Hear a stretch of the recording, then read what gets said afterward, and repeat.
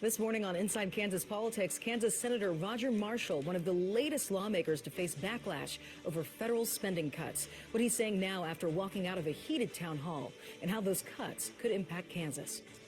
Plus, outrage from veteran service groups as those who have served our country are laid off from federal employment with more layoffs on the way.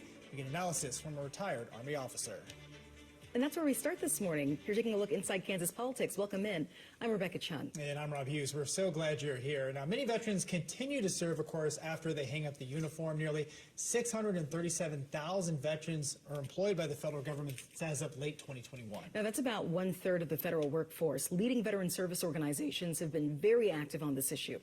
All right, I want to bring in retired Army paratrooper, public affairs officer, decorated combat veteran Chase Spears. Chase, thanks for joining us. We really appreciate it. It's great to be with you both this morning. Thanks for your service. Now, let's talk about veterans applying to work for the federal government. Now, they get a couple of extra points, of course. If they're on the disability rating, they get more.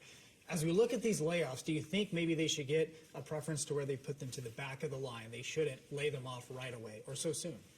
Well, I think that comes down to a basic question of who are we as veterans? Like, for me, I'm still a full citizen, and I don't believe that I'm owed any special treatment. I volunteered to serve. I was glad to serve. The Army got a lot out of me. I got a lot out of the Army, and so I'm grateful for the experience. And so I certainly don't want veterans to be put at the back of the line, but I also think it's very important in this conversation to remember that we volunteered to serve, and that as the government is looking to bring about efficiencies, veterans shouldn't stand in the way of that. We have served the nation before, and we should be part of helping to find that solution. All right, so let's also talk about the VA now announcing plans to lay off 76,000 employees. That's roughly 15% of the workforce. And then Wednesday, March 5th, we had a National Day of Solidarity of protest with veterans being asked to rally for no cuts to VA health care benefits. So how will this impact the care that our veterans receive? Well, I think it's important to think about the numbers here for a moment. The current VA workforce is roughly 482,000. To put that into perspective, the size of the active duty component Army is slightly under 450,000. We've seen a massive increase, roughly 15% increase in the VA workforce over the last 4 years. And so what's being talked about right now is reducing the current number of Veterans Affairs employees back down to 2019 levels. During the time that the workforce grew, we saw a 500% increase in the backlog of veterans trying to file claims. So it's not an issue of there not being enough money and there not being enough employees. The federal government tends to always think the answer is throw more money, throw more people at it.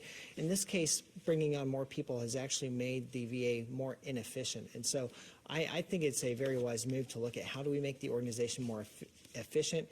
And that does require, in some areas, downsizing because some of these jobs exist merely to service other jobs. And then you can turn that money back and to put it into actual health care for veterans. And Chase, I've volunteered at the VA. My wife's worked there. Like you mentioned, these are good people, but like you mentioned, the effort is to make it more efficient. So a follow-up on that is, as our veterans go in and receive this health care, now they're not going to be becoming doctors. They're still going to be getting the care that they have earned. Right. Tell us a little bit about that as they continue to try and make these cuts to make the VA more efficient. Well, you bring up a great point. They have to be very careful about this. And from what I understand, they're not looking to cut where they're essential services. They're not looking to cut the people that are actually putting their hands on veterans and helping veterans directly.